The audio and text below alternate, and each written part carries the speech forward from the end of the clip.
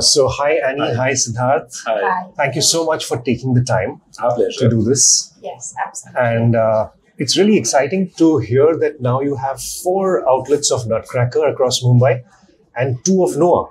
Second one of Noah still to come up, yes. Okay. Another month. Coming soon. Yeah. So 2014, this was the first outlet at Kalakoda? That's right. That's right. So 10 years. 10 years. And you've got your 6th outlet coming up. That's right. Slow. No? That's not slow. It's not fast, but not Investment slow. banker says slow. Exactly. No. Absolutely. Yeah. But you're from finance as well. Yes, but I don't wear the investment banker hat. He does. Okay, but if both of So you are 6 from is finance, then how come the restaurant business? So, for me, I did finance for a period of 7 years. Post that, jumped into a more operational business role at a garment and design space. But food was always my calling. It was something I was excited about. Okay. I always had this dream to open a small little cafe someday, somewhere. Okay. But I never went to culinary school, or I didn't really work in the industry. So there was always that big question mark, what if, how? Okay. And then I reached this point where everything else didn't seem interesting and I just needed a break. Okay. So I quit what I was doing, took some time to think about how could this work, is it even possible? And then I sat around for maybe 6 or 7 months saying yes, no. And I think then the final push came from Siddharth. Okay. And I don't know if it was because he was fed up having me at home so much, which was something he wasn't used to. Okay. But no, we were equally passionate about the space. Okay. And I think he eventually sort of said, just go for it. Let's try. Let's start small. Okay. So that we don't burn our fingers if something doesn't go well. Sure. But we have to give it a shot. So that's how sort of the first step began, of exploring, and then of course the planning and much more. Yeah. So Siddharth, how were you involved? What triggered you to encourage her? If you know the restaurant business so well, with so much of investment that you've helped happen in this industry, you've sort of made some of the largest deals in the restaurant business in India happen, and you know what the problems are. Why did you encourage her to do this? No, I actually know both sides, right? So sure. Look, when I worked with many restaurant businesses, helping them raise capital or sell their businesses, I think there were a lot of learnings from that, right? In terms of what a lot of these guys have done right, what they've done wrong. So I felt like there was something that I could use from that experience and apply it to this business. I knew that she was very passionate about the restaurant business. We were all very passionate about food. We were all big foodies as a family. So we figured that, look, given that external experience that I had of seeing other businesses grow in the F&B space, how could we kind of get the model right? So that's why a small restaurant, fewer mistakes. If it works, you can go elsewhere. Yeah. It doesn't have to be in the heart of an area. We were not in the core of Kalagoda. We kind of got away from the core of heart of Kalagoda. Yeah. So the rent was lower. Sure. So we kind of put and we have an all-day dining space versus just lunch and dinner traffic. Sure. So it made sense for us to. So we kind of used some of those learnings from the other companies I'd seen and applied it to this model. And I'd seen many companies do really well as well. Yes. So I think there was a lot to learn from kind of how they grew. And we kind of thought we would use it in this business and see where we land. So you had the secret formula. Where there's none, you had the secret formula. Yeah, look, I can't say it was a secret formula, but I feel like it was certainly a relevant experience and learnings. I used to spend about a third of my day with different restaurant owners. Yes. And I would hear them talk about BKC works or BKC, Bandra doesn't, or it's too competitive in an area. Yeah. So the learnings from sort of what other people's failings were, right? Sure. If they were spreading themselves too thin, one in Hyderabad, one in Calcutta, one in Bombay, that didn't make sense. So we've only grown in Bombay.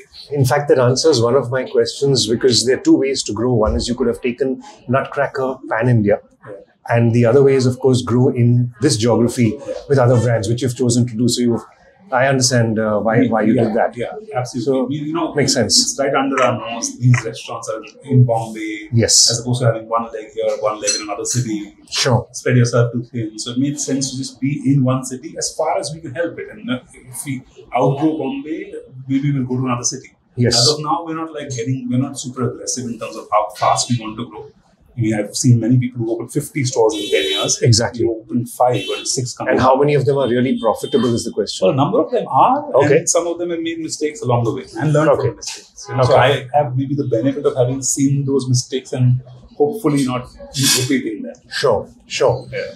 But actually, when you thought of the idea and you came up with this concept, could you speak a little bit about why this concept? Why just eggs? I mean, I understand the Parsi part because my mom is Parsi. Oh, okay. But I didn't. I didn't understand. If you could explain a little why. Yeah. So, well, when we knew that it had to be small, and I knew that for me it was first a passion-driven project. And what I've always said when I've been asked this question is that it had to be an extension of our personality, what we were. So the fact that it had to be a comfort food place, okay. something that, sort of I still feel the way tables of food bring people together over conversations, create memories. That was just something that felt important for me to be able to put out there. And so what the food should be and why it should be, didn't have non-vegetarian and had only eggs is basically although I'm a Parsi, I have been a vegetarian for almost, I think, 25 years of my life. So before I met Siddharth, a lot of people believe that I became vegetarian before him. But the truth is that I've been vegetarian. I was vegetarian 10 years before I even met him.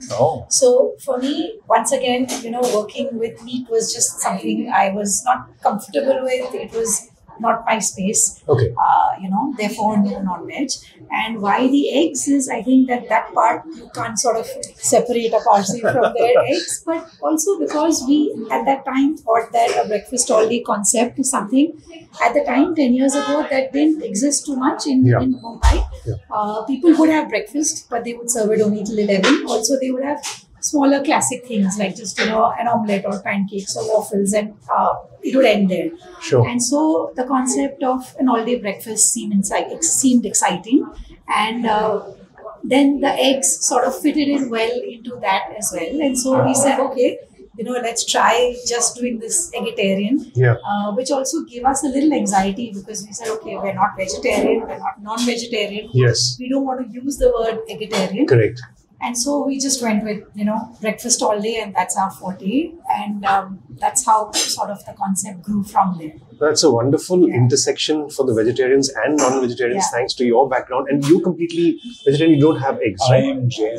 Okay. My version of the story, which is just a joke really, is I'm Jain, she's Parsi, so the eggs were a compromise. Right? So, but that's not the entire truth. She would not have worked with meat regardless, honestly. Okay. But I'm vegetarian fully. So meat is never something that we would be comfortable doing. Sure. Even going forward. No, it's worked well with your target audience. The fact that you've had more demand and that's why you've had to expand proves that you were right in that, and your own personal extension of these likes and dislikes have worked well with the market. So that's great. Yeah. And also at that time, what was really important for me was to bring forward something that made people realize that vegetarian food can be fun. It can be inventive, it can be indulgent, it can be healthy, it can be all those things. Yes. And till today, I feel happiest when I have a customer that comes in and we still have people that come in that are meat eaters. Till they look at the menu, they don't realize that this place doesn't serve meat, right? Sure. And then they're a little fussed about sitting, and then someone has dragged them in, and they're making them sit down for the meal, and so they sort of reconcile to the fact I'm not going to get my chicken and fish today. Yeah. And when they leave, the biggest compliment we get is that it's one of the places that we didn't miss the meat. And for me, really, that is a huge sort of tick mark in what we've been trying to do all these years. Sure. Also, I feel now in the last few years, people going vegan, vegetarianism is not just in India, globally, obviously, growing in popularity. In Bombay, we've always had people, you have a large percentage of people, and especially in the area we started in Kalagura, a lot of people that were happy to have a vegetarian place that was not like a classic Udipi or a thali place or somewhere that you could have, different cafe style food. Sure. So I think that was also one of the reasons to bring that concept, like a plant-based menu forward. I can definitely vouch for this as a pure non-vegetarian. Yeah. Because the first time when I met Siddharth, I think it was at some event where he was speaking, and after that I connected with him. And he mentioned, that we've just started this place. It had just been a little while after you started. And I happened to be a couple of days later close by here, and I dropped in right here and had it. And I really felt that I didn't really miss non-veg food. I really felt, of course, I had eggs, but I felt really nice at the end of the whole thing. So I quite understand, where that is coming from. And this is a fantastically laid table, and definitely. The pancakes are one of our So classic sweets favorites. are my weakness, okay. and therefore I'm trying to control it, but I'm not able to actually. I've heard about your cookies as well. Is that your bestseller? I mean, what's popular in terms of food? What are the most popular dishes, and how did they come to be? So, well, we have the Nutcracker classics. So the pancakes, the buttermilk pancakes that are possibly our best sellers, even beyond the 7-layer cookie. Okay. So that's, I think, something that has been a hit from the beginning. Okay. And we do an eggless version of them as well. And Okay, so this one is with eggs, is this it? is with eggs, Okay. but May I try? It's okay. I'll just. I think we need to add the Sid will insist. butter and the maple syrup. And the maple syrup. Yes, of course. So maybe I'll take a. No. That's only my telling myself that. What I'm really doing is different. You don't answer that, so we knew because he'll be Yeah, like like putting pouring it a lot of all butter. No. good stuff. No. So if you're doing it, you have to do it properly. Yeah. And, have it the way it's intended to be. Correct. So if that's how the chef has envisioned it, then that's how it must be. Yeah. For the pancakes, we did so many trials because I had an exact idea in my head how I wanted them. Okay. And we changed that recipe, I don't know, 20, 30 times. We went through hundreds of them, to make sure that it was the proper balance of, fluffiness, they were light. Okay. All of that before. I absolutely get it. I absolutely understand why it's popular. No question. Yeah. No question. And what's is that a jam or a? Yes, or so we do various versions. This is the classic that we give with a blueberry jam and maple. Okay. And we of course have Nutella because all the kids love it. Yeah. We do Belgian chocolate chip ones. Okay. We do cookie dough ones, and we do apricot and caramel. So, Okay. Yeah, depending on what you like. So Wow. that's one of our most popular ones. Okay. Of course, on our egg menu, essentially, like I said, we got known for an all-day breakfast, cafe, and a lot of the preparations of eggs, once again, were a mix of things that, authentic Parsi breakfast dishes like a puri or sali eggs, which I grew up eating, or things that... So like those are also your popular dishes? Yes. Okay. Yes. Or like the Turkish eggs, which is something that we tried on a trip to London, and we both fell in love with the concept of Turkish eggs. Okay. And we sort of, what I've realized is to give everything your twist is just always nicer and more fun.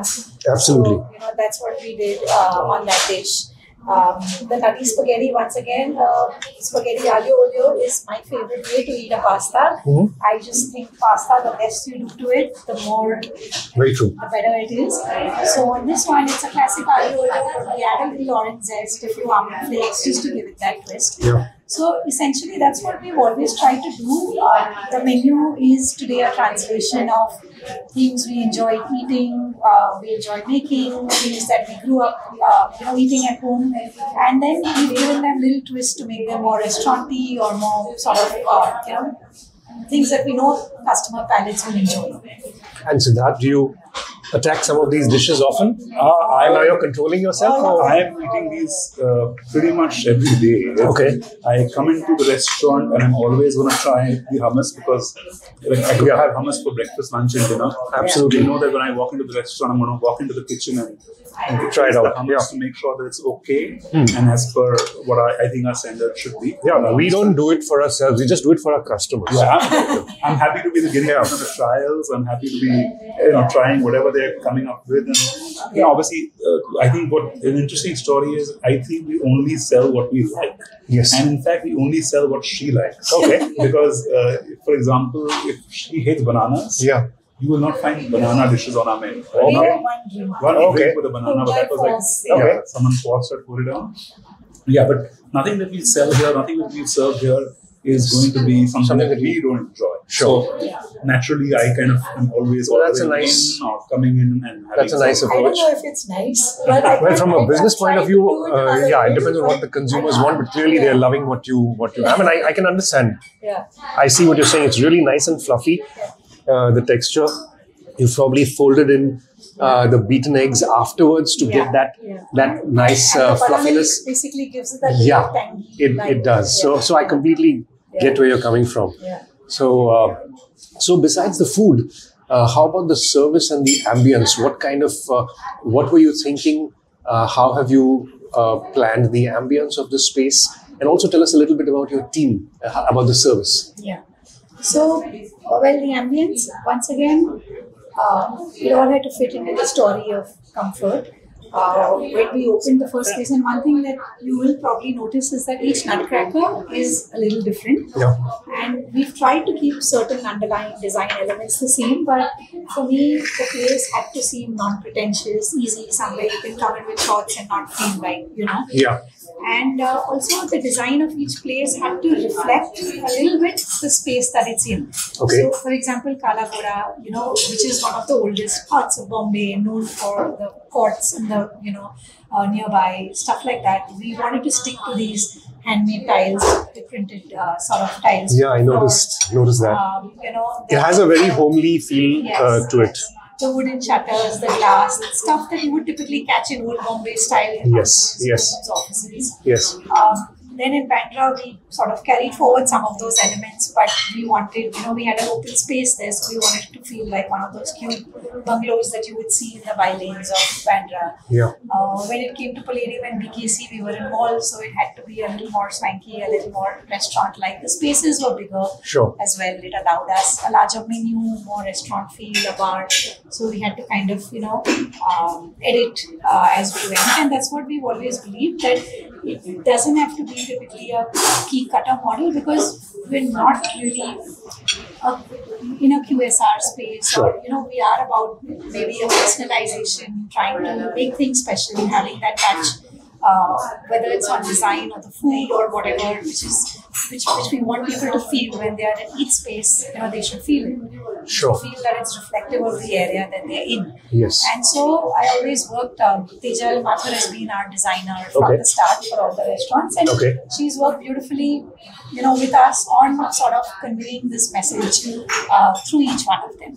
Wonderful. Yeah. What about service, the service part of it and the team? I think maybe that service is something Please, that is Siddharth, very if you passionate could about. share and he's what- driven really a lot What you of were philosophy. thinking when So you... maybe he can. So look, we always, when we've gone to restaurants, when we found that the service levels aren't what they should be, our philosophy has been offer 5-star service in a small little space, right? So, for example, quite often when I'm at a restaurant and I order something and then it's not really right, sometimes they're not very receptive to feedback. Right. They will charge you anyway.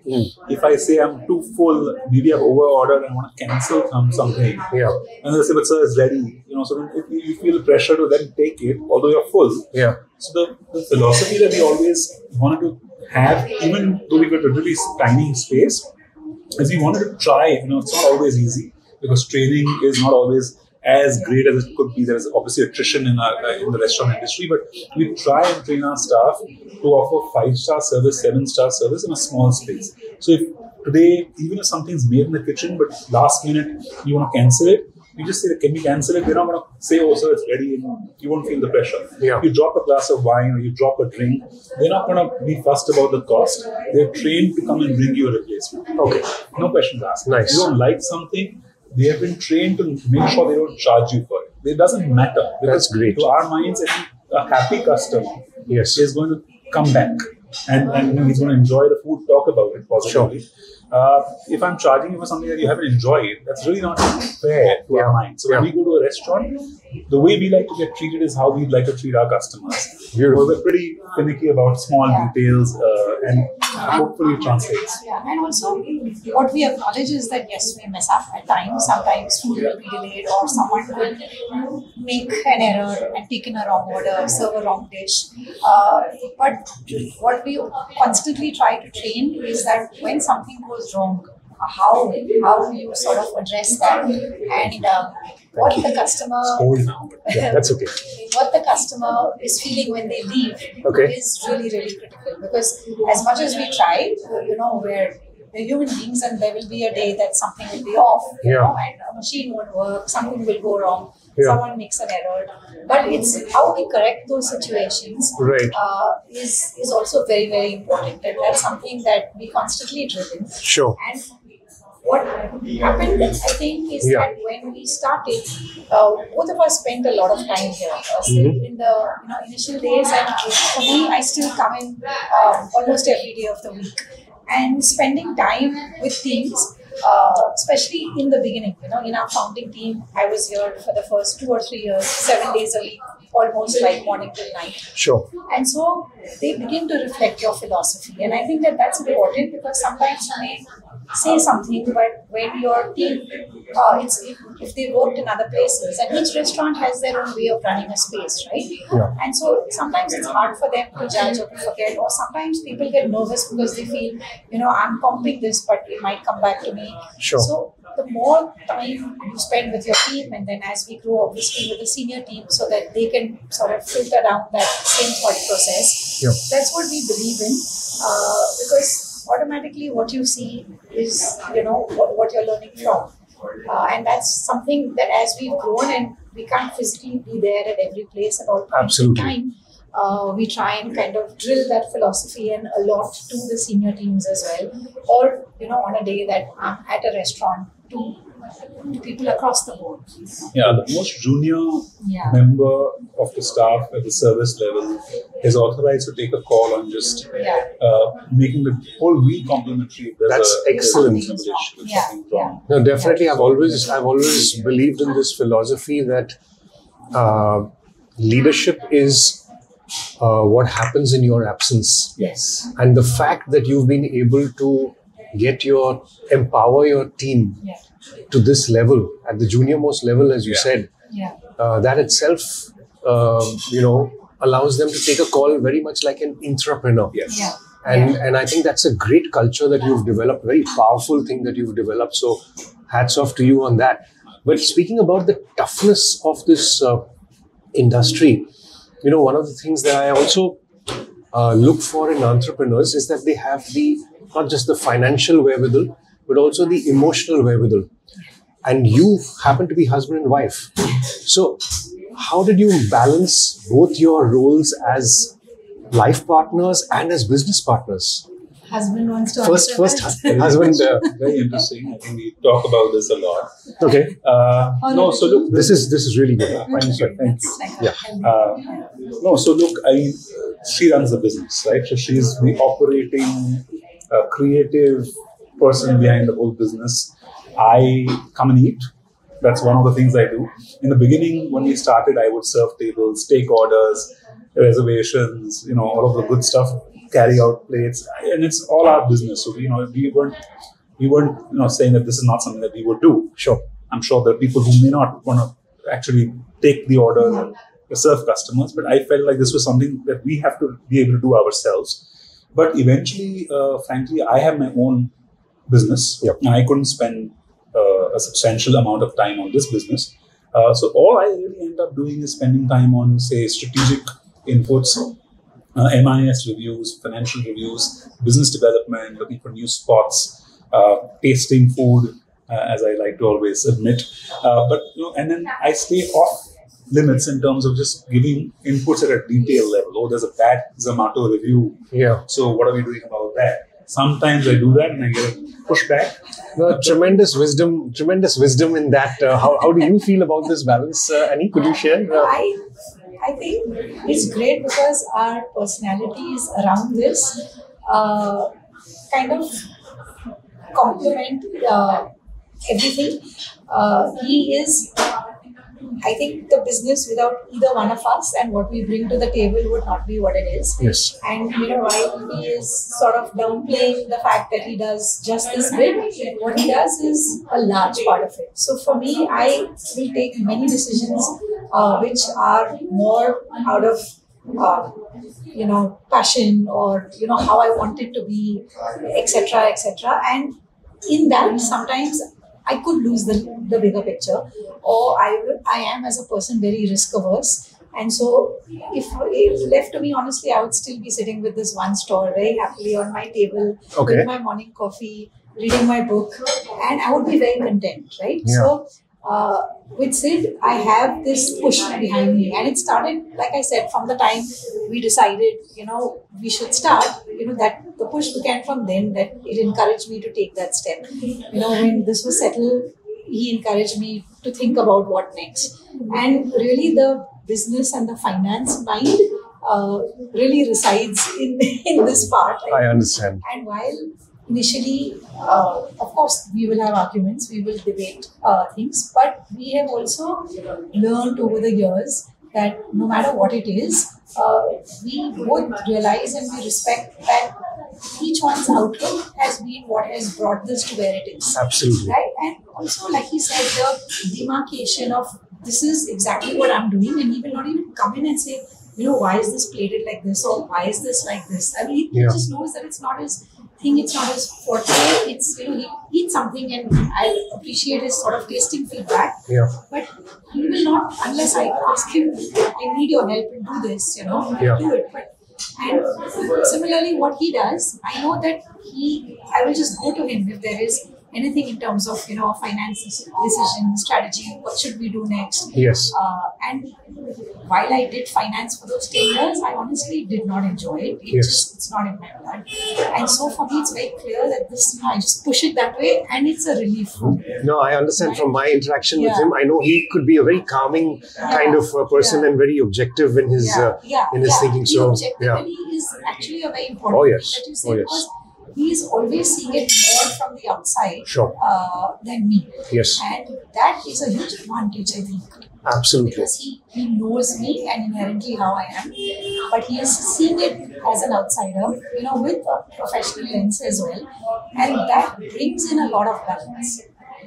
I will say that it obviously also has its off days when we will find ourselves consumed by work. Yeah. And we're only when we're supposed to have recreational time. Yes. Like she was like, why are we talking about work all the time? Yeah. Which is bound to happen when you're involved in the same business, and there are things that you need to pay attention to. But when you catch yourself, in your recreational sort of time, talking shop, and that's not always good, true, and healthy. But we found a way to balance that out as well over a period of time. So Sure. No, that's great that you managed to maintain this balance. So, what's the future of the company? What are you looking at in terms of further how it's going to go? No, look, I think left to my own devices, we probably would have tried to grow faster, and we certainly should be growing faster. But really, it's in my head, her baby, and I found myself concluding that I don't want to live my dreams through her. And she needs to grow at her pace in a way that she's comfortable. Yes. And growing too fast in a business like this sometimes compromises quality. If you're just looking at the numbers, you're not going to be able to adapt as fast if you have 20 restaurants to the taste buds of a specific location. Absolutely. In Delhi, as you might have if you had 5 restaurants in Bombay with different palates across the city. Sure. So I don't think growing too fast is healthy for this business in general. 100%. Right? So that said, I think she has to determine when she's ready to grow, when the team is ready to grow. Because it's very easy for me to sit outside and say, look, we should grow. Yeah. But then there are operational challenges that she is more privy to than I am, right? So therefore, I think she needs to take the call. Like I said, I think we should grow sensibly. Yes. And so far, we're not yet looking to go outside the city. I think Bombay has space for a few more Nutcrackers and Noahs. We may as well exhaust that capacity and then think about the next step. So, and there's no rush. We're not playing the valuation game. We never were. Yes. This started out as a passion project, right? And it did well economically. And so it made sense to grow. We've got a good sized team now, which takes some of the pressure off her, Yes. of me. And so we have the potential to grow, but there's no rush. I think there's tremendous wisdom in this choice that you've made. In fact, I think you've heard and I have heard enough people saying, I want to have 50 outlets in the next 3 years, and they have no connect with the guests Yes. in that catchment area. Yes. They're just growing and growing, Yeah. and they're just looking at their numbers. And that's amazing coming from people who have a background in numbers, that you're looking at the food, you're looking at the experience, you're looking at the needs of your guest, and you're looking at a balance between the commerce and the heart. Yeah. You know, Yeah. so that's really wonderful and very refreshing to hear, because I've heard enough of those. I'm sure you have heard Oh, as many of that. But really so wonderful to chat with you all and learn about your brands, both Nutcracker and Noah. And I wish you both all the very best in your growth. Thank you. And Your book? thank Yeah, you. I'm sure it's a great book. I And picked up that line in our conversation when you said leadership is what happens when you're not around. And I was going to ask you then, that is that in the book? Because No, that's not in the book. That's just in my head. There's so many more things, so there's probably many more things But it's such a strong to share. line, right? That Yeah.